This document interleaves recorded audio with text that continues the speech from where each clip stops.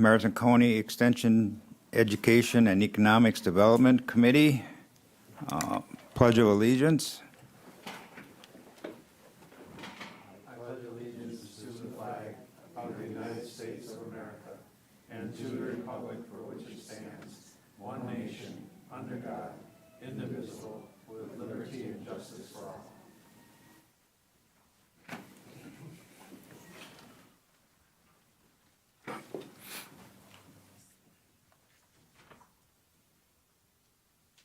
Okay, number 3, public comment. We do have one for public comment. Excuse me. Kelly Borkert.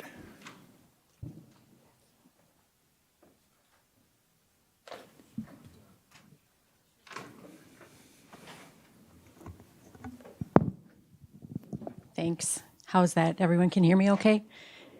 Good afternoon. I'm Kelly Borchert, Executive Director of Child Caring, the Child Care Resource and Referral Agency that covers Marathon County. On behalf of children, families, child care providers, thank you for being willing to continue the conversations about the child care crisis that we're facing. I applaud your efforts, those of you who are still willing to be at this table and consider solutions and examine the role that Marathon County government can play in child care. I wish that I could tell you that the childcare situation has improved over the last few months since we've been talking about this issue, but that is simply not the case. And I just wanted to stop by today and share some highlights from a recent statewide childcare capacity gap report from October of 23. And I was able to pull out some of the very specific information from Marathon County to share with you. We had 16 group childcare centers respond to this survey in October. What we found out is that a total of 84 childcare staff were lost in the past year here in Marathon County. There are currently 36 positions open, and that 77 staff were actually hired in the past year. Some of the reasons that the centers gave for staff leaving, of course, we know this, right? 56% said low wages, 25% said lack of benefits, 44% said the cost of care for their own children was simply too high for them to stay employed there. And over 50% said they left because they were leaving the field. We also learned that there are 647 children on a wait list.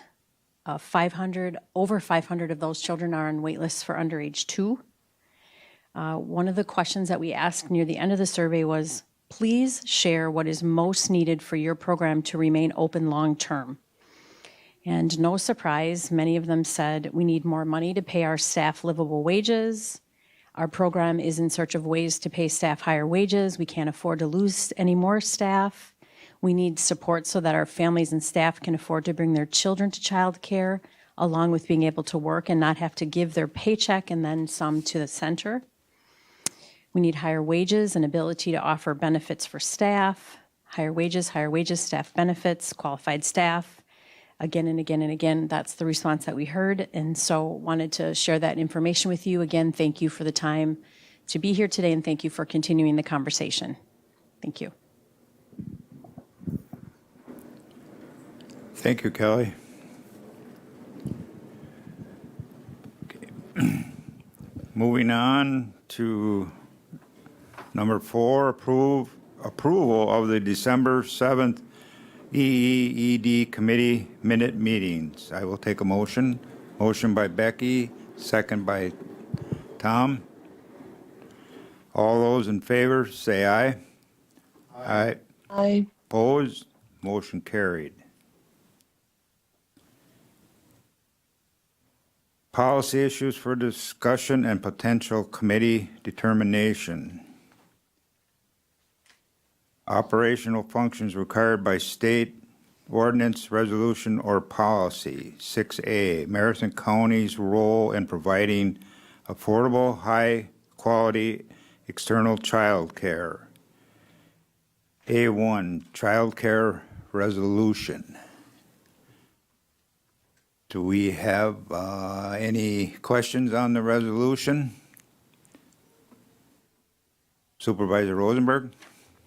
I don't have anything to offer as an alternative, so I feel kind of sheepish, but I'm looking at this, and there's a couple of things that I'm struggling with.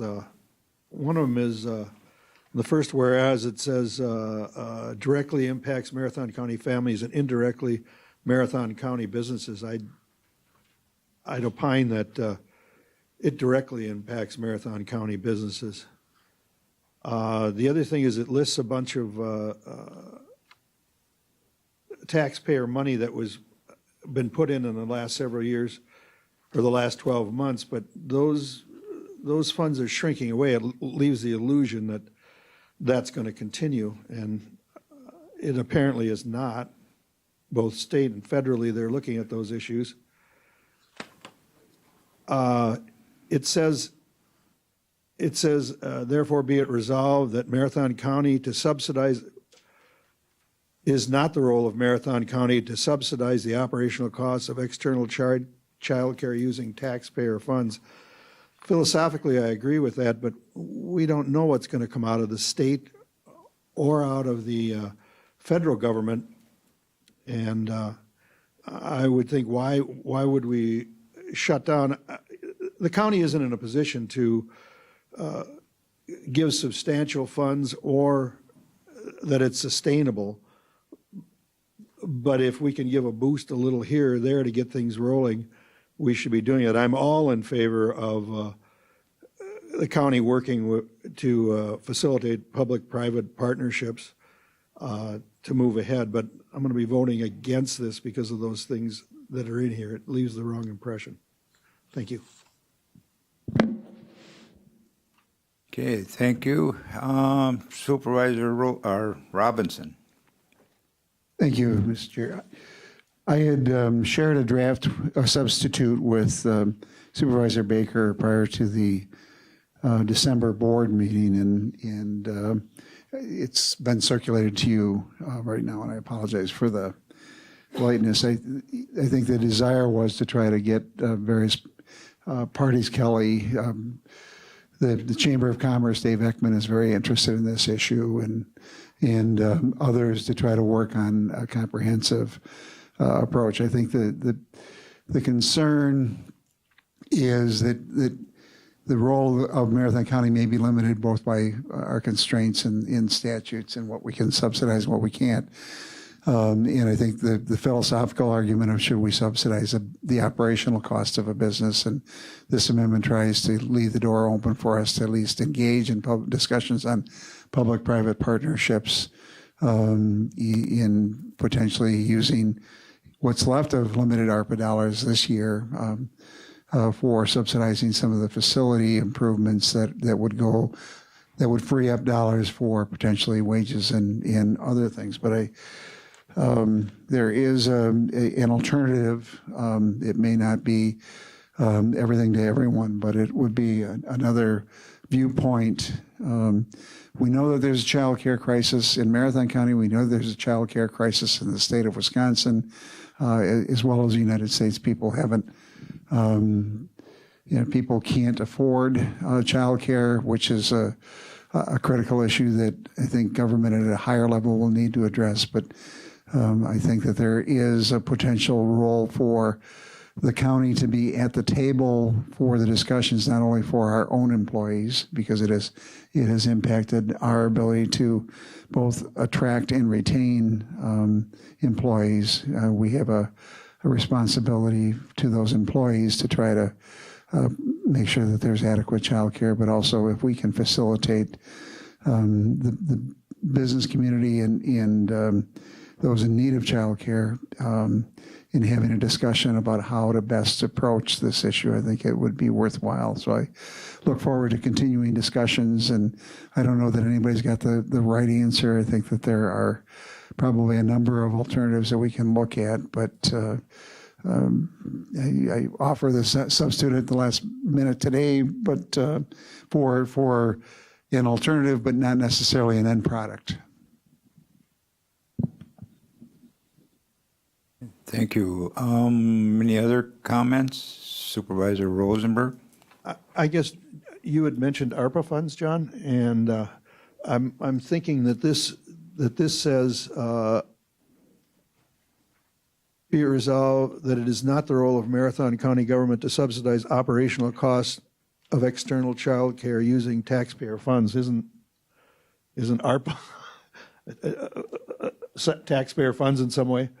I think, keep reading.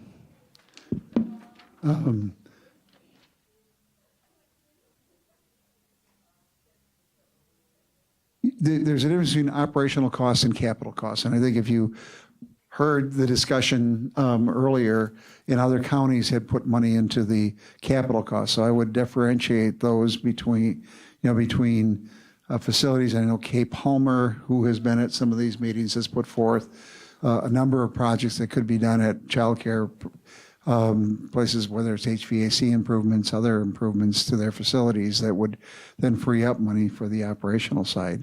But those I would not consider in the operational sector. But again, it's ultimately the board, if we adopt a resolution on the board level, it will be whatever language the members want it to have. Okay. It just looks like there's a tension there, that's all. Okay, any other comments? Thinking about this resolution, if we do go ahead with, sending this resolution in, is this going to hurt any other funds that would come in from the state or possibly, I don't think federal, but from the state? I don't know. Robinson, Supervisor Robinson? Is Supervisor Baker on the? Yeah, he's on. Supervisor Baker? Can you hear me? I would suggest that maybe you give a chance for Supervisor Baker, Dave Ekman, Kelly, and others to just work on some language and bring a proposal back at your February meeting that may address some of those issues. Okay. Is Supervisor Baker on? I am on, and I'm trying to talk. Okay, Dave, we are looking for your opinion on this, about moving it to the February meeting and going over some of this. Can you hear me? Yes, we can. Okay, I've been trying to comment for about 10 minutes, but so I agree with what Supervisor Robinson just did. So at the December meeting, shortly before the meeting, Supervisor Robinson made an alternate resolution, which I think is the same one as in the packet. I don't know if there's a separate resolution now, but I don't agree 100% with everything in that resolution. Actually, it's not so much what's in there, but it doesn't have elements of the resolution that we passed previously that I would like to still see in there. So I had agreed that, we go back to committee, but I don't think we're ready to vote on a resolution at this point. And essentially the modified resolution essentially says we're going to keep talking and, participating efforts. So we can do that without passing a resolution. I would like to talk to Kelly Borkhardt, and I would like to talk to Krista Jensen.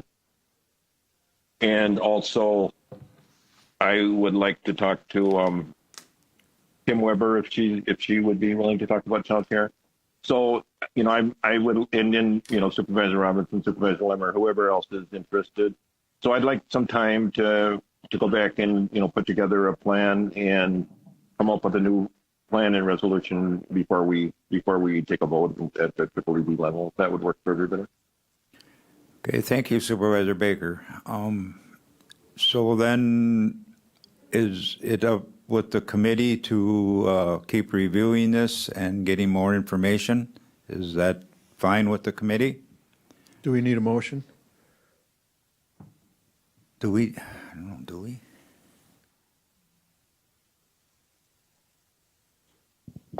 This is Administrator Leonard. My recollection was this was referred back to this body from the full board. So if conversations are going to continue at this body, historically, the committees are less formal with respect to their administration of Robert's rules. So I don't believe there's any reason to have a motion to postpone to a date certain. Mr. Chair, you would just agenda the future meetings as necessary based on the progress made by the individuals that are working on that. Okay, thank you Supervisor, or Administrator Leonard. So then, if it's with the committee's consent, we will keep working on this and contacting Kelly Borkert and a couple of them, maybe Dave, what's his last? Yep, okay.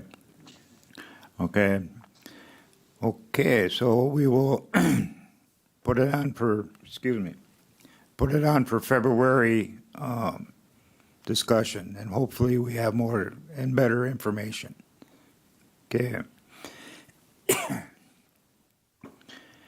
Moving on to number 7, educational presentation and committee discussion. 7A, manure digester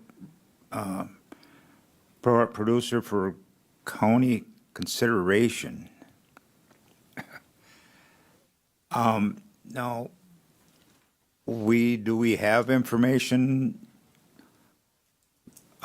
Lance, on this, or who the person is, or who's looking at it? Sure, I can just give you a real brief overview, and I said this at the board with the last presentation you've had about having the request to serve as a conduit issuer, which the board approved that initial resolution. You have received one other, I would say we've been contacted. I was contacted by one other entity wishing to have a similar action taken relative to an initial resolution. The new piece of information is that the attorney that you all met in connection with the initial resolution for the project that is envisioned in the Village of Maine, that attorney reached out again to me and indicated there's an entity that is seeking to implement another project. However, they're not seeking initial resolution from the county board relative to conduit financing, but they're investigating obtaining financing through the Public Finance Authority. So that was the only update that, excuse me, that I wanted to provide to this committee, just keeping you informed of where I understand each of those entities to be in their planning process. As I get more details, I'll confer with you, Mr. Chair, and we can get it on an appropriate agenda. I know I've conveyed the similar information to Chair Gibbs, and there's a potential examination of this issue about Public Finance Authority and how do those requests, how are those vetted or considered, that may be taken up at the executive committee. But just keeping this committee informed because of your role with respect to economic development, we did get word that at least there's another project in the planning stages right now. Okay, thank you, Lance. Any questions from the committee for Lance? Excuse me. Okay, moving on to 7B, McDepco monthly report. Kim? All right, thank you. So this is our December report, and I have an exciting announcement relative to gap financing. So last meeting, Lance and I gave you an educational update on the upcoming expiration of the Marathon County Revolving Loan Fund Agreement. We have renewed that agreement in partnership with the county and the Judd S. Alexander Foundation, and I'm excited for some of the alterations that we've made that we think are positively going to impact, 1, Marathon County, the small businesses that are looking to start or expand, and 2, the county board involvement in the loan approval process with these funds. So the 2 big changes from a financing side is we can now do up to 40% of a total project when it's a gap loan. So when we're working with gap loans, we're working with a lead bank to help finance a deal similar to SBA. So we can now lend up to 40% of that project with Marathon County Revolving Loan Fund dollars. And then we did implement a new Marathon County micro fund. We've been operating one within the city of Wausau limits, but those folks outside of Wausau that have businesses haven't been able to take advantage of that. What's great about this fund is it's flexible with its uses. It's easy to use. It's up to $25,000 and it's 3% interest, which is very favorable for our folks as they look to fund some of those soft costs that traditionally aren't financed by a lender. And then we also added 2 seats to our loan committees, 2 different loan committees that we have at McDevco from the county board that serves on the McDevco board, just to have some involvement with those funds and participations. We're very excited about that. The application is live on our website, so we've begun promoting it, and we hope to have a lot of activity with that fund, with those changes. Second being the Pouts revolving loan fund. So that was a new fund as of July. We've processed a couple septic system installs already this year, and we have continued processing applications through the winter with folks ready to go with financing commitments from us, ready to go in spring. This revolving loan fund is great. It helps those folks in rural Marathon County replace their failing septics with financial assistance that they desperately need to do so. COVID grants. McDevco administered the Marathon County Micro Business Grant. That program has since ceased, but you can see what's been funded, $235,000 to date. We had a very full calendar year, just wrapped up our Gear Certificate program. And usually I report to you that we have a 30% launch rate post-program. It will be higher coming out of this program. So we're collecting the data from our students that just completed the program, wrapping up their course, but very excited that we believe that number is going to be above 30% from this last round. Content coming for 2024, but we'll continue to do our Law and Entrepreneurship Clinic, our Women Mentoring Women, a lot of those cornerstone programs that are really instrumental to the small business community. We continue to host municipality meetings at McDevco on a quarterly or as needed basis. And you can see the occupancy of the Entrepreneurial and Education Center, which we manage. That is Marathon County's business incubator. It has increased about 27% in occupancy since January of 2021. So we are still 88% full as of December, so very exciting there. And then the last couple pages are just some program graphics. So you can see some of the fun programs that we had throughout the year. But any questions, I would be happy to answer if you have any. Any questions from the committee for Leah? Okay, thank you, Leah. 7C, Library Month Report. Leah? Thank you, Chair Seefeld. I have in your packets, I have the monthly report. It just has a summary of the previous month's programming activities. Some of the really exciting things that we're doing too are working with a special needs group that's coming to the library on a regular basis. We also welcome 2 groups of refugees coming in to learn about the library and learn new things. Lots of programming happening. Of course, Athens at the new building is in full effect and functioning beautifully. We're still waiting on some shelving there, but we still have the full collection out in sort of temporary shelving areas. Otherwise, I have some upcoming news.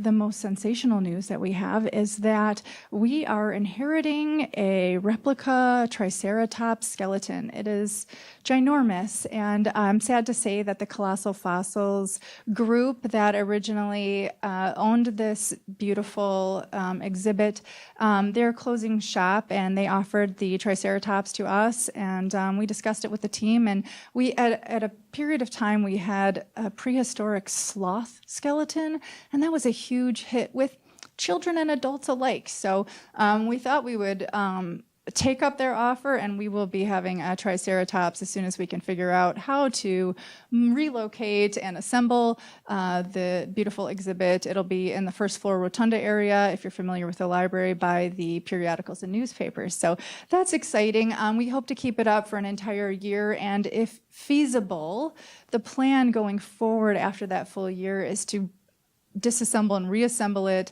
around November time. You'll see in the packet that every November we do something with dinosaurs. And so if it's possible, I did hear that the skull of the Triceratops, even though a replica, is still around 100 pounds. So we'll see how that goes. Otherwise, it might just be a permanent exhibit. But I thought it'd be exciting to do once a year for a few months between October and early December to have the Triceratops up for everybody to have renewed delight in. So that's just a little fun thing that's happening. Also recently, Jaylyn, she's a library specialist at Wausau, Maine, She also works as the Homebound coordinator. If you're unfamiliar with Homebound, it's a program where people who are disabled, people who are elderly, people who otherwise cannot easily get themselves into the physical library, we bring materials to them. Now, there's a program, depending on the materials, they can be sent through the mail for free, particularly large type and audiobooks. We also have some volunteers that'll bring out to nursing homes other materials that don't qualify under the USPS, like free shipping. And so we recently had Jalen as a newer, she took over the Homebound coordination. She did a survey with a lot of our homebound patrons. We got like a really big response. And just to find out if they're getting enough materials, what kind of materials they would like to see, what's their favorite thing about the homebound program, do they see value in it? And it was an overwhelmingly positive response. So it's obviously a service that we're going to continue on and hopefully expand. I know that Jalen has some plans to do some outreach at some nursing homes and some area facilities to let people know about the Homebound program. So if you have friends or family who also are possibly unable to visit the library in person, please let them know about the Homebound program. It's on our website. They can sign up there. They can call too if they're not comfortable with using the internet. They can always call our main number and it'll be transferred to Jalen and she can get their information. And really what they do is they find out what kind of books you love, what kind of materials you love, and then they make suggestions, and based on your request, they'll send out regularly 3 if you want 3 items, or 5 if you want 5 items, along the same lines, and they keep track of your reading history so you don't get duplicates, and it's just a really, really lovely program for people who can't actually come into the library. It's also fine for temporary, like if you broke your leg skiing on Rib Mountain and you can't come into the library, you can temporarily use our Homebound program as well. Another thing the library is working on is our strategic planning process, of course. The library board, in a couple of weeks, I'll be bringing an update to that meeting with some potential mission and vision statements. These were created during a staff SOAR program and then refined by the consultants that are working with us on the strategic planning process. So that's exciting that we're moving forward with that. Once all the data is collected and the mission and vision statements are sort of determined and made concrete, then we'll work on the efforts of actual strategic planning and what we want the library's future to look like. We got lots of insights from the public. We had Q&A boards, we had online surveys, we had print surveys, and now these consultants are sort of taking all of that data and making it into usable, useful summaries. So that's what we're waiting on next. And then if you all just have a couple moments, I've got some plugs for some upcoming programming. Starting next week, we have a homemade journals and notebooks for all ages.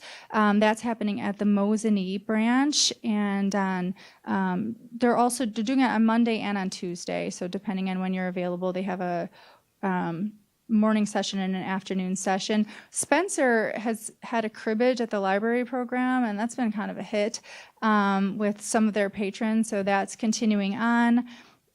We have a Pokemon Club, which is always very, very popular. Another newer thing that we've been doing is a social hour for adults. We've got it at Wausau on Wednesday at 1 p.m. So anybody can come and just meet other people and have a chat and have some, human interaction, lovely time to just connect with people in your community. We also have a DIY terrarium, adult craft in Mosinee on Thursday. Lego block party happens all the time. You can look at our website or our Facebook to see when those come up. They're recurring.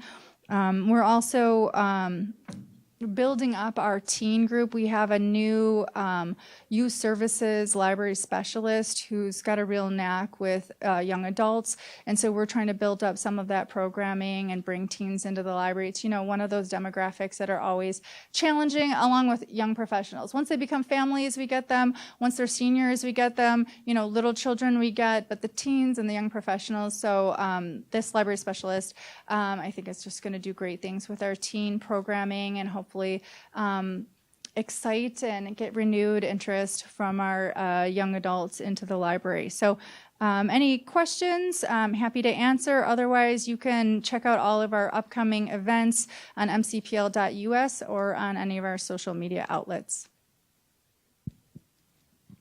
Any questions for Leah? Thank you very much, Leah. Thank you. Up next is UW Extension. Jeremy. All right. Thank you, Chair Seefeld. A couple of updates for you. You have the educators report in your packet. Just to highlight the 4-H activities, you'll see it's pretty extensive. There's a lot going on there right now. I don't know if I've shared in the past, excuse me, but we have 2 AmeriCorps members working with us right now. So they're out doing tons of programs with kids, and it's been a great kind of extension of the 4-H programming. And then just to highlight, right now the 4-H Leaders Federation is providing funding to support Jasmine's halftime position. We're having conversations with them to extend that. We have 1 more year left in that funding, but we'll be meeting with them next week to talk about extending that at least an additional 2 more years. So that's been a really, huge push within the 4-H program, and it's really helped that program to grow. They're very focused on becoming, again, the largest 4-H program in the state. We're second right now, behind Rock County, I think. So the hope is that, again, Marathon County will be the largest program by the end of this year. So major focus there. I'll leave the rest of the report to your review. Happy to take questions about any of that. But 2 other items. One is the annual report. Our plan is to bring that to the committee in March. For some reason in years past, it's happened sometime in the summer, which hasn't made a whole lot of sense to me because that's too far out from the year for it to be particularly useful. So we've started compiling that already. Again, plan to bring that to you all in March for 2023's report. And then the last item, in conversations with Administrator Leonard over the past few months, we'd like to get the committee's input into our work plan, basically moving forward in 2024. And we've been thinking about the best way to do that. There's quite a bit of diversity within extension programming, and so we're just trying to figure out the best way to present that and get your feedback. And so if it makes sense to you all, what we'd like to do is over the next few months have an educator come in each month to share basically their plan of work moving forward in 2024. And then have the opportunity for you to provide feedback on that, so you get a little bit better sense of what they're planning to work on, and be able to provide some direction on other areas of priorities or gaps that you might see. So as long as that makes sense with you, that's kind of how we'll move forward with that. And I will leave it there. But. Okay, thank you, Jeremy. I think that would be a great idea to have the educators come in, and so we get to know and see them in person. So, okay, thank you. Any questions for Jeremy? Okay, moving on to UWSP, WASA report. Miranda? Hi. We are in our quiet time in between semesters, and I will be very honest and say that I'm happy for about 2 days of quiet once the students leave, and then I'm ready for them to be back. So I'm going to be really glad when classes start again on January 22nd. I don't have a ton to report since this is our quieter time, but I am extremely excited to tell you that our new adult student recruitment coordinator, Samuel Scarpesi, started towards the end of December. And Sam is just bringing a tremendous amount of energy and enthusiasm to the position. It is a position that was funded by money that we're getting directly from the chancellor, and so it is a very tangible investment in the Wausau and Marshfield campuses.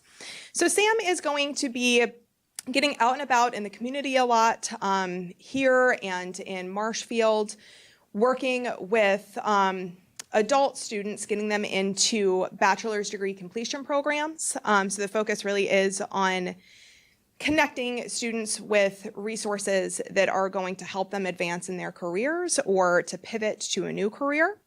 And so I love working with Sam and am so excited to have him on board.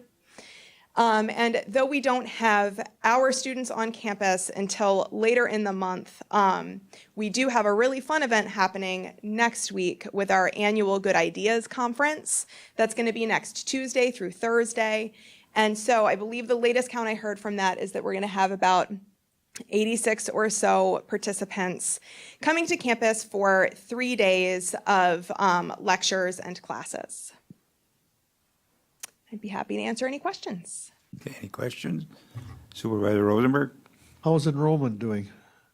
We are right around where we were last year for enrollment. I have not looked at an enrollment report yet this month, but I can say that we are tracking right around where we were this time last year. Our spring enrollment is always just a little bit lower than fall because we do have some students who graduate in December or who move on to the Stevens Point campus. We do have a small but really good group of incoming students coming in the spring, most of whom are registered already. We're picking up some transfer students still. So I should have by the time we meet again, we will have our 10th day enrollment data for spring. Okay, thank you, Miranda. Any other questions? Okay, thank you again. Okay, moving on to number 8. Next meeting time, date and time, announcements, and future agenda items. Do we have any announcements? Okay. Committee members are asked to bring ideas for future discussion. Next meeting, Tuesday, February 1st, 2024 at 3 p.m. And number 9, I will take a motion for adjournment. Motion by Supervisor Rosenberg, second by Supervisor Book. All those in favor, say aye. Aye. Opposed? Aye. Motion's carried. And thank you, everyone. And the ones on WebEx, thank you too. So have a great day.